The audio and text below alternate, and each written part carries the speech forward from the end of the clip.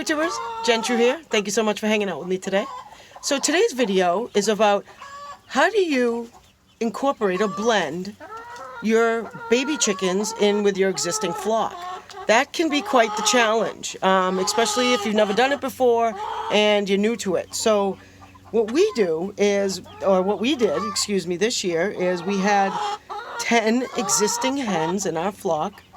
And then what we did was we went and got 18 new chickens this year. And so they're just over 9 weeks old. They'll be 10 weeks old this Friday.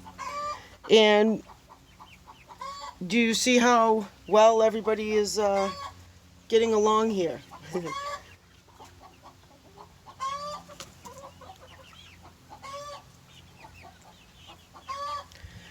Okay, so this is day 2 of having both flocks living together both day and night. So what we did is for the first, for 2 weeks, so when they were about 6-7 weeks old, obviously they start coming outside.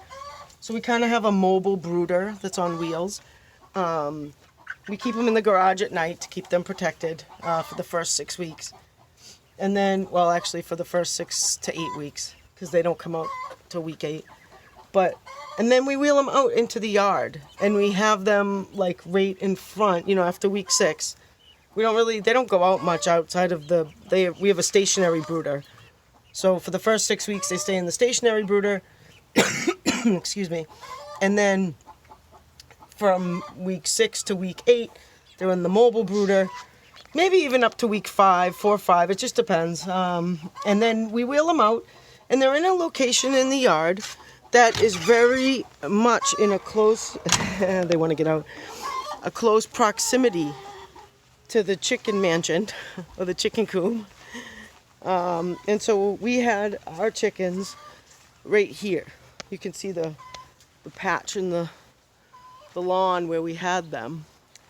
I meant to get a video out sooner, but I just recovering here, so I just didn't. And so from my hernia surgery, and so we had them in a close proximity. Thank you to my wife G, big shout out, who's been doing all the work around the homestead. I'm pretty much out of commission, and so just big shout out to my wife. Thank you, babe. So we kept them in a very close proximity, so they became familiar with each other, okay? We'd let the older generation or the existing, hens roam and free range as we always do, and kept the babies or the pullets or whatever you want to call them in their enclosed area, penned out. So we basically would create a pen around the mobile coop and wheel them out every day. Again, thank you, Gail. So that way, the existing flock and the new flock could familiarize themselves with each other and get to know each other, but not necessarily live together yet. And so we did that for 2 weeks, and then after the week and a half or so, we started to let the younger chickens, the babies, free range with the big chickens. First for an hour, then for 2, and just increase it every day. And then they were kind of hanging out, and we'd let the babies come in the big coop and explore, and it just to kind of ease into it. And then over the weekend, Saturday night was the first night we introduced the first 12, because we had 6 that was smaller, kind of the smaller of all the new flock.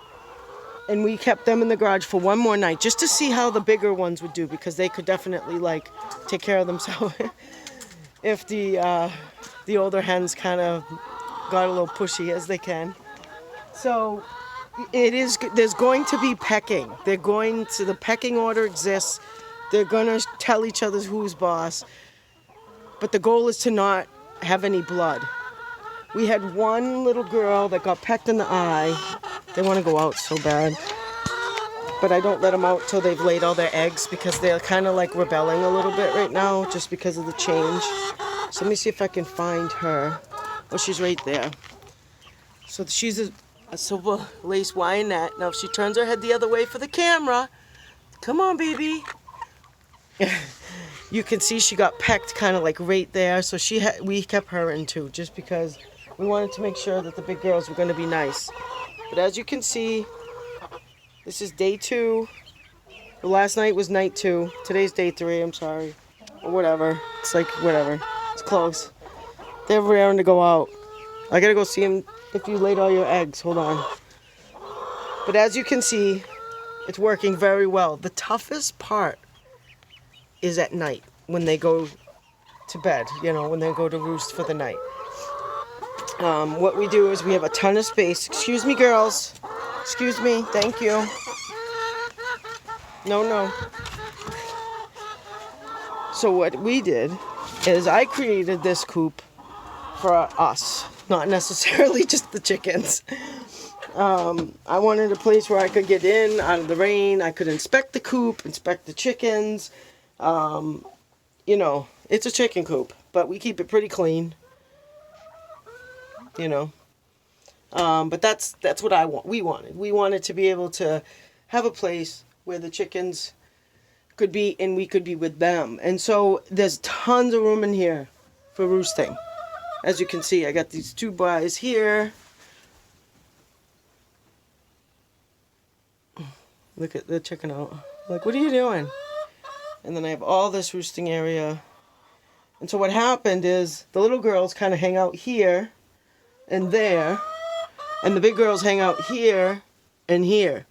And then we have one that loves to nest up on top of the little closet. I built a closet inside the coop so that I could have a place for feed and stuff like that. So it's kind of cool. Oh, there's one laying right now. So we get some eggs in there. She's probably laying on a bunch.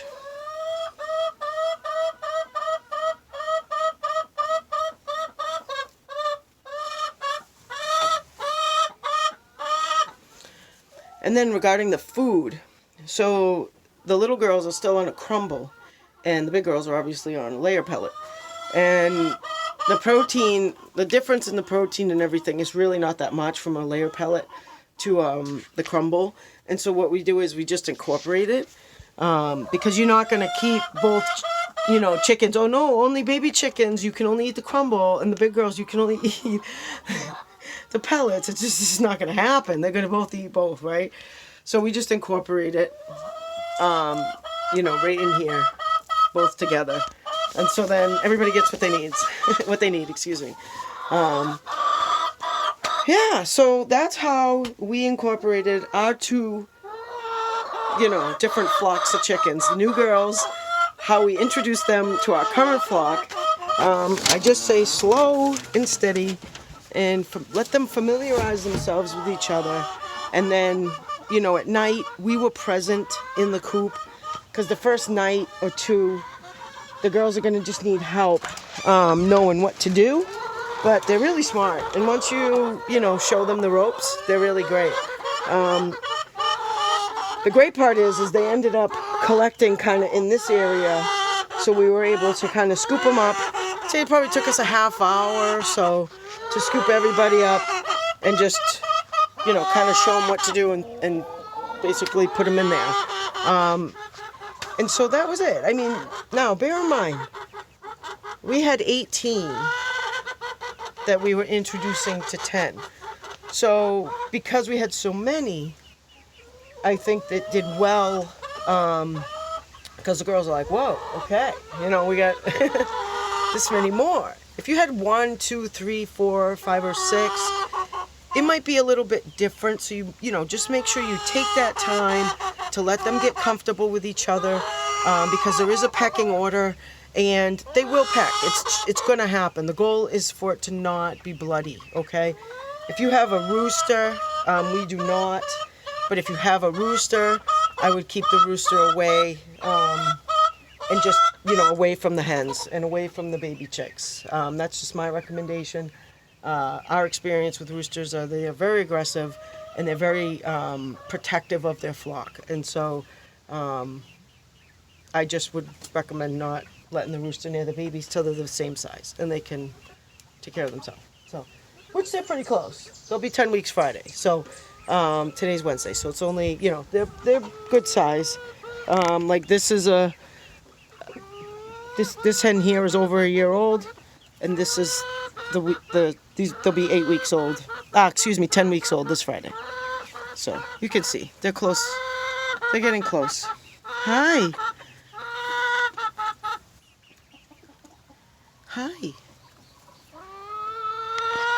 So thank you so much for. Oh, one more. Make sure you have plenty of food. You offer the scratch. I mean, you can see that there's like corn and worms all over the place. I've just been like trying to like throw scratch down in here and just get everybody happy and comfortable and not feel like anyone's going without. Okay, so that there's not like a food shortage. We've actually been feeding them a little more scratch than normal. We give them it's just a blend of rolled oats, cracked corn, and black oil sunflower seeds. I think I said that right. But yeah, so tons of scratch, you know, a little more than normal. Well, that's obviously a lot more than normal because we got 18 in here now, more than before. But, you know, I